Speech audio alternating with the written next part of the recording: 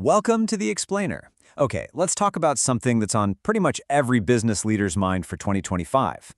Finding and keeping great people. We're going to cut through the noise and build a real, actionable playbook. You've probably heard this, right? Maybe you've even said it. We just can't find good people. It's kind of become the official slogan of the war for talent. But what if we're asking the wrong question? What if the problem isn't the people, but the plan? Yeah, this isn't just a frustration. It's a massive, massive drain on the economy. We're talking $650 billion. That's how much workforce disruptions are costing businesses every single year. A number that big, it's screaming for a better strategy. All right, so here's our game plan for today. We're going to start with the new world of work, then cover the 3 modern pillars that'll hold up your strategy. We'll dive into data, talk about culture, and then we'll wrap it all up with your very own workforce playbook. Let's get into it. Okay, Section 1, the new world of work. And yeah, the subtitle says it all. Welcome to the age of chaos. To really get a grip on what's happening, we need a name for it. And believe it or not, the perfect term actually comes from the US military. And here it is, VUCA. It stands for Volatile, Uncertain, Complex, and Ambiguous. And wow, does that nail our current reality, or what? In a VUCA world, trying to plan your future by looking at last year's data, well, it's like trying to drive forward by staring into the rearview mirror. It just doesn't work anymore. So this VUCA world throws some major curveballs at us. You've got the talent war, which is just fierce. At the same time, there's this demographic time bomb. Most baby boomers are set to be retired by 2025. Then there's the data. We're swimming in it, but only about 3% of it is actually good enough to use. And on top of all that, there's this cultural fear of failure, which is the one thing that completely kills innovation. Okay, so if that's the chaos, how in the world do we deal with it? The answer isn't some super complicated 100-page plan. It's actually about going back to basics and building a really strong foundation. And that foundation rests on 3 powerful pillars.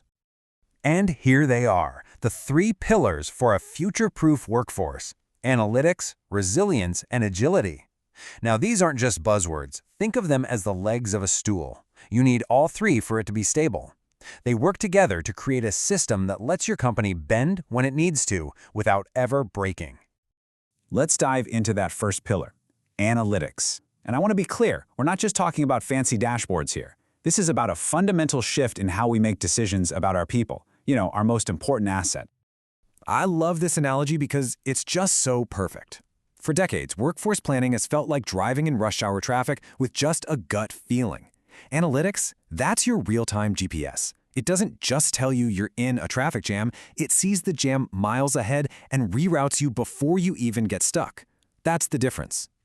So how does this actually work? Well, it's a journey. You start at the descriptive level. That's just what happened. You see your turnover rate went up. Simple. Then you move to diagnostic. Why did it happen? You dig into exit interviews. The real magic, though, starts with predictive. What will happen? This is where you can forecast who's at risk of leaving. And the final step, prescriptive, is the game changer. What should we do about it? It can literally recommend a specific action, like a targeted bonus to keep a key employee. And look, this stuff gets real results. There's a great story about a retail chain that used predictive analytics to figure out its staffing needs for busy seasons. The outcome? They nailed their staffing levels and slashed hiring costs by a whopping 30%. That is the power of switching from guesswork to real data. All right, so if analytics is the brain of our strategy, now we need to talk about the heart and the muscle. And that's where resilience and agility come in. This is all about culture. It's about building an environment where your people can actually thrive, even when things get chaotic. A truly resilient and agile culture, it's not about putting a nice poster on the wall. It's built on real, tangible things. We're talking about true workforce flexibility, remote, hybrid, you name it. A deep commitment to continuous learning and upskilling. And, critically, prioritizing employee well-being and mental health to stop burnout in its tracks. These aren't just nice-to-haves anymore. They are essential business strategies. So what does this actually look like when the rubber hits the road? Let's look at 2 totally different stories. One is a masterclass in agility from Microsoft. The other, well, it's a classic cautionary tale of what happens when technology gets applied to the wrong problem. Okay, so think back to early 2020. The world shuts down. Microsoft had to scale up their Teams platform for a 300% surge in users practically overnight, and they pulled it off. How? Because they had a mature foundation already in place. They had a crystal clear goal, the processes to back it up, and leadership that was 100% aligned and ready to move fast. Now let's flip the coin.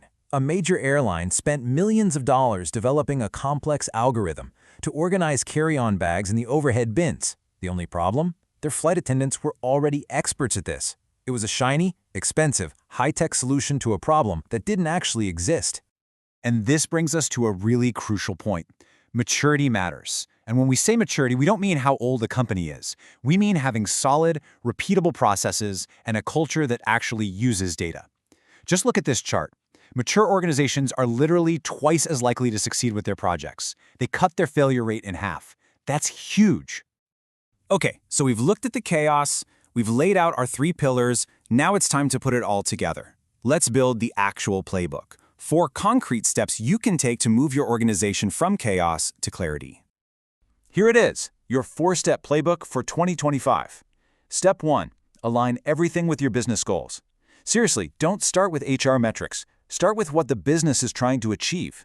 Step 2, involve all your stakeholders. The folks on the front lines know things the execs don't.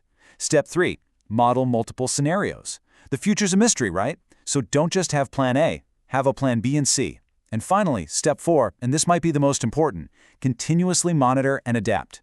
This has to be a living, breathing process, not some report that gathers dust on a shelf.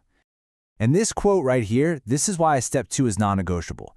A manager is more likely to tolerate a problem they can't solve than to adopt a solution they don't understand. If your team wasn't part of building the solution, they're just not going to buy in. It's human nature. Real change has to be a team sport. Which brings us to the big takeaway for today. In this new world, the goal isn't perfection. It's not about creating the one perfect plan that will last forever. The goal is to build the capacity to adapt. It is so much more important to ship something that's useful and flexible right now than it is to wait for a perfect solution that will probably never come. So, we'll leave you with one final question to take back to your team.